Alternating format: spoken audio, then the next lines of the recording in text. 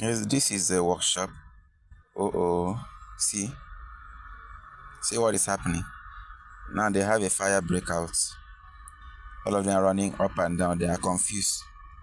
They don't even know what to do. Okay, someone has brought a fire extinguisher. See where it's pointing the fire extinguisher to. Instead of pointing at the base of the fire, it's pointing at the top and it's moving up and down instead of side to side. See? Okay, see? Now he has exhausted the extinguishing agent inside that fire extinguisher. What will they do now? They are confused and the fire is getting bigger. At this point, it needs a trained expert to be able to work on that fire to quench it, else they have little to no idea on what to do.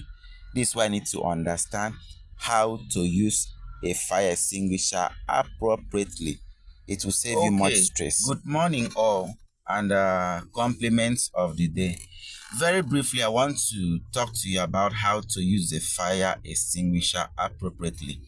Many of us have fire extinguishers in our homes, some in our offices, some in our vehicles, but only very few of us know how to use fire extinguisher appropriately. The video before now, you've seen what they were doing. They had a fire extinguisher, but they don't know the right approach to extinguish the fire. So I'm going to put you through how you can use a fire extinguisher appropriately. When we are using a fire extinguisher, we use an acronym called P.A.S.S. P.A.S.S. For emphasis, I repeat, P.A.S.S. The first P means to pull out the safety pin. Every fire extinguisher comes with a safety pin to prevent accidental discharge of the extinguishing material. This is a safety pin.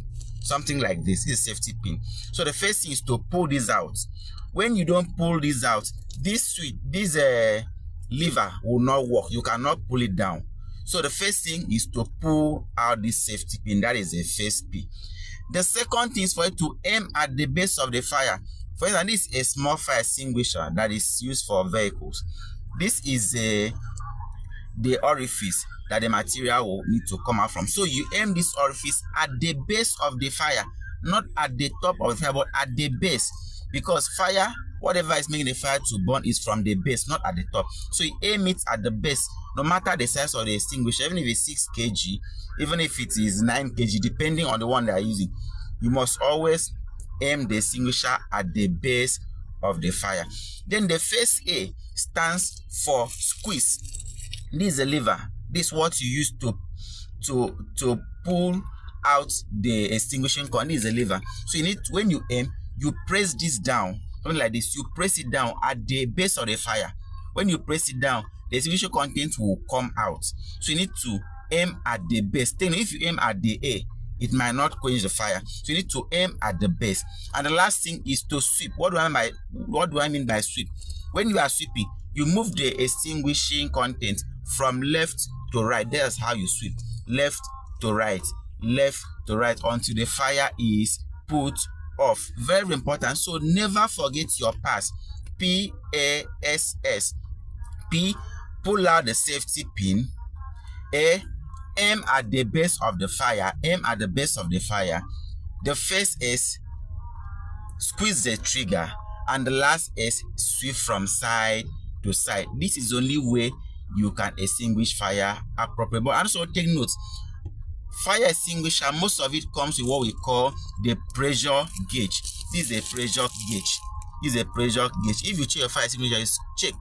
If the pressure gauge is no longer at the green mark, note that the pressure of the extinguisher is low, and the pressure might not be appropriate or adequate for it to quench any fire.